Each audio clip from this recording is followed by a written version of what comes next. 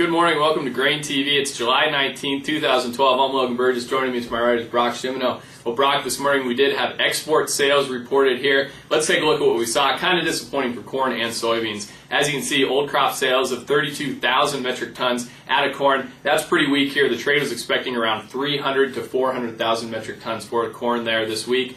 Beans, also missing the low mark there, 135,000 metric tons. Wheat was really the only bright spot here, actually exceeding what the trade was expecting, coming in about 589,000 metric tons. That was on the high side of analyst expectations here. So, as we have the corn complex approaching $8, soybeans is pushing higher. The demand side of the scenario is really going to be brought into question. Weaker export demand certainly is an indicator that demand may be waning. We also saw some data come out yesterday out of the ethanol complex. I know you took a little bit of a closer look there. What are we kind of looking at here? Yeah, we did see ethanol production last week hit, for the week ending July 13th, hit the lowest point since June of 2010, the first reporting period that they made by the EIA institution.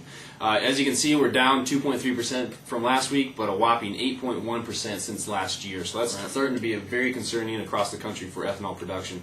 Another concerning point on the ethanol front is the stocks actually increased by 24,000 barrels last week, up 0.12%.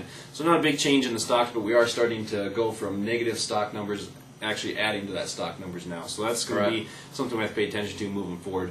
A number that I'd like to pay attention to is how many bushels of corn were used in ethanol production last week. Only 85 million bushels were used compared to 101 million bushels that is needed to meet the USDA expectations. So we're quite a bit below what is needed to meet the expectations at this point. Right. Well, we're going to have to keep an eye on that. Another thing that you and I saw come out yesterday on the from Thomson Reuters, actually, this is kind of an interesting chart here to take a look at. Basically shows the relationship between corn per bushel and ethanol production. And as you can see here, during July, we have a huge divergence here. The corn market really started rallying as dry conditions persisted across much of the Corn Belt. And as a result here, we have ethanol production really waning here. Kind of adding to this is crude oil, which has been trading down pretty sharply here in recent weeks as the Eurozone situation kind of makes an overall contraction of the commodity prices there recently until, I guess, this big weather market here that we've entered.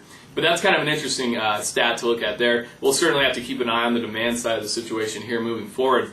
We have a lot of fundamental news come out here in recent weeks. Brock, let's hop into Fire Tip. What's the market doing this morning?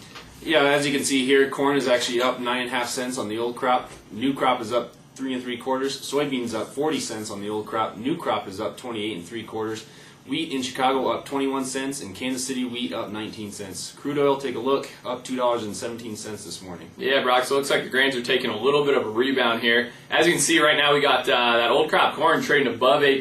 $8 should really be a battle zone here as we go through the rest of the trade day. Brock's actually going to be on AgWeb Radio here this afternoon with Al Pell for the market close, so you can go over to agweb.com and catch him there. I think that kind of wraps up our show here for Thursday morning. Thanks a lot for joining us.